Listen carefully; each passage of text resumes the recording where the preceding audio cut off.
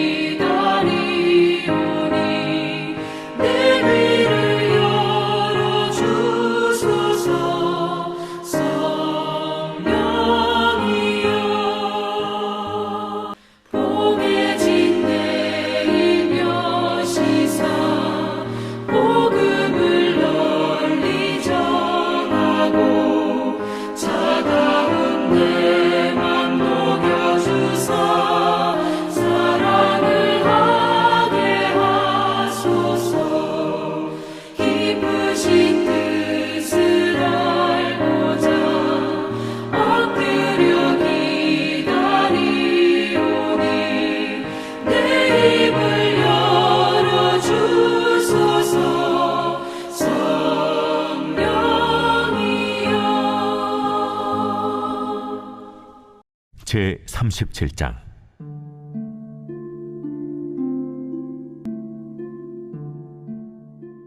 여호와께서 권능으로 내게 임재하시고 그의 영으로 나를 데리고 가서 골짜기 가운데 두셨는데 거기 뼈가 가득하더라. 나를 그 뼈 사방으로 지나가게 하시기로 본즉 그 골짜기 지면에 뼈가 심히 많고 아주 말랐더라. 그가 내게 이르시되 인자야, 이 뼈들이 능히 살 수 있겠느냐? 주 여호와여, 주께서 아시나이다.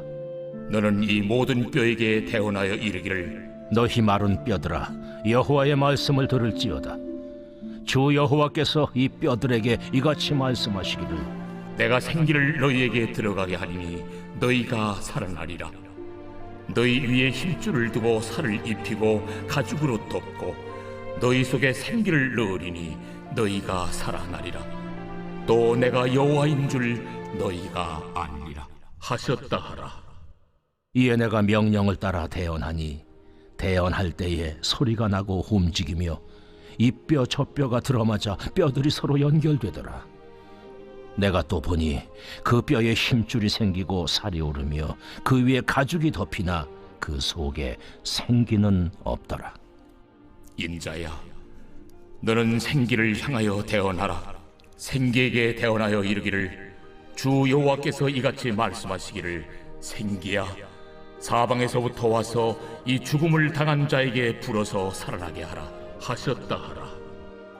이에 내가 그 명령대로 대언하였더니 생기가 그들에게 들어가매 그들이 곧 살아나서 일어나서는데 극히 큰 군대더라. 인자야, 이 뼈들은 이스라엘 온 족속이라. 그들이 이르기를 우리의 뼈들이 말랐고 우리의 소망이 없어졌으니 우리는 다 멸절되었다 하느니라.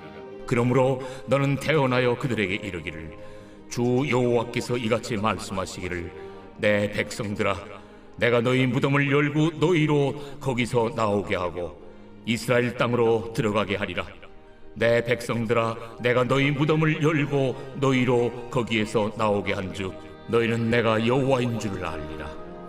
내가 또 내 영을 너희 속에 두어 너희가 살아나게 하고 내가 또 너희를 너희 고국 땅에 두리니 나 여호와가 이 일을 말하고 이룬 줄을 너희가 아니라. 여호와의 말씀이니라. 할렐루야. 오늘도 주님 안에서 평안하시고 성령 충만하시기를 주님의 이름으로 축복을 드립니다. 여러분들의 마음의 주된 관심사는 무엇입니까? 예수 믿는 사람들은 마음의 변화를 받았는데요. 그것은 성령께서 우리 안에 굳은 마음을 제거하신 결과입니다. 그리고 새 영을 부어주셔서 하나님의 자녀로서 새롭게 회복시켜 주셔서 하나님 나라의 법을 따르는 자가 되게 하신 것이죠. 이것을 우리는 복음이라 그러고 복음으로 이어지는 삶의 축복입니다. 그래서 우리를 사랑하셔서 하나님의 형상대로 회복시켜 주셨습니다. 그래서 우리가 주님 안에서 주님의 얼굴을 나타내는 것을 꿈꾸며 이 불안한 세상 속에서도 예수 그리스도만이 유일한 소망이심을 전하는 것이 하나님의 뜻입니다. 그래서 이 뜻을 우리에게 알게 하셔서 그 뜻을 전하는 삶 속에 우리의 가장 큰 소망이요 기쁨의 샘이 터지도록 우리의 삶을 인도해 가시는 것이 바로 하나님의 은혜로 사는 것입니다. 할렐루야. 오늘 에스겔 37장 말씀을 함께 읽었습니다. 여러분 잘 아시는 내용이죠. 에스겔이 환상 중에 하나님의 말씀을 받습니다. 내용은 마른 뼈들에게 말씀을 외쳐라. 이 뼈들에게 생기가 들어가게 하여 저 죽은 자들이 살아나게끔 하시는 말씀이지 않습니까? 말씀이 이루어지면서 중요한 핵심은 말씀하시고 말씀대로 이루시는 여호와 하나님을 알게 하는 것이 최종 목적이었습니다. 여기서 마른 뼈들에게 말씀을 하셨다라고 하는 것은 바로 생기를 불어넣어 저 마른 뼈들을 살게 하시겠다는 약속입니다. 이것을 36장에 새 언약을 통하여 새 사람을 만드시는 그 내용과 연관지어서 살펴보아야 합니다. 여러분 그 마른 뼈라고 하는 자체는 생명이 없죠. 그러나 말씀이 뼈에게 선포하신대요. 그 뼈를 향하여 생기를 넣겠다. 그 생기가 들어가면 저 뼈는 살아나는 것이죠. 그래서 막 뼈가 막 뼈들끼리 맞아 들어 연결이 되고 힘줄이 생기고 살이 붙고 그 위에 가죽이 덮였다. 그렇게 해서 하나의 직접적인 생명체가 그 생기를 불어넣으심으로 생겨나게 되는 것입니다. 그런데 모든 몸을 다 갖추고 있다 할지라도 뼈도 있고 손가락 발가락 다 있고 막 세포들 근육들 다 있는데 여호와의 생기가 불어넣어지지 않았다라면 그 사람이 죽은 자라는 것을 우리는 알고 있습니다. 여러분 그것을 항상 말씀 속에서 우리는 비추어 봐야 돼요. 내가 성령의 사람인가 성령의 사람이 아닌가. 성령의 사람은 모든 것을 다 가지고 구원의 이미 은혜를 받으면서 새 소망을 가지고 살아갑니다. 그러나 성령이 아닌 자에게는 겉은 멀쩡하지만 하나님과의 직접적인 관계가 없기 때문에 그런 사람들을 향하여 마른 뼈라고 불려지게 되는 것이죠. 그래서 하나님께서 에스겔에게 환상을 통하여 말씀을 주실 때 그 마른 뼈에게 생기가 들어가게 하여 진짜 하나님으로부터 새로운 창조의 역사가 시작된다는 것을 보여주셨습니다. 생기는 살리는 하나님의 영이십니다. 그래서 여러분 말씀이 전해졌을 때 살아나는 것 보이시죠? 바로 하나님을 떠나 바벨론 포로로 붙잡히면서 우상을 숭배한 자의 그 비참함은 우리를 마른 뼈라고 비유했습니다. 하지만 이 말은 하나님이 없이 살아가는 자에게는 이 뼈에 비유한다라는 것을 우리에게 다시 한번 각인시켜 주셨습니다. 마른 뼈 자체는 스스로 일어날 수가 없습니다. 지나가는 사람이 발에 걸리면 발에 채여서 저 멀리 굴러가기도 하고 이리 채이고 저리 채일 수밖에 없는 것이죠. 그러나 하나님의 약속은 그 뼈에 생기가 들어간다고 했을 때 사람을 창조하신 그 창조주 하나님의 그 말씀을 창세기 2장에서도 다시 우리가 생각해 볼 수 있는 것이죠. 하나님께서 하나님의 형상대로 사람을 창조하신다고 했어요. 그래서 흙으로 사람을 빚으시고 그 코에 생기를 후 하고 불어넣으셨죠. 그 사람을 향해 하나님의 형상과 하나님의 모양대로 지으셨다라고 했고, 그 사람은 자신을 창조하신 하나님을 반사하고 투영해내는 것, 그것이 하나님의 영광인데 그렇게 살도록 지음 받았다라는 거예요. 생기는 하나님의 호흡, 입김을 뜻한다고 말씀드렸죠. 하나님의 생명을 가지고 사는 자라는 뜻입니다. 그래서 이 에스겔을 통하여 말씀을 받은 저 뼈들도 동일한 창조의 지으심을 받게 되었습니다. 하나님의 말씀을 받는 자, 즉 요즘 말로 하나님의 말씀이 들리는 자들에게는 하나님의 호흡과 입김이 불어넣어 다시 하나님의 자녀로 살 수 있는 은혜를 받은 자임을 믿으시기 바랍니다. 그래서 우리의 기도 제목도 이런 기도로 하나님 앞에 드리며 나아갔으면 좋겠습니다. 저를 한번 좀 따라해 보실까요? 내 안에 주님의 호흡을 불어넣어 주옵소서. 내 안에 주의 호흡을 불어넣어 주옵소서. 생명으로 더 이상 부패하여 죄 가운데 다시 휩싸이지 않도록 이 안에 생명이신 주님이 나를 온전히 붙잡아 주시고 하나님 나라의 통치를 따르며 하나님 나라를 드러내는 자로 살아가게 하옵소서.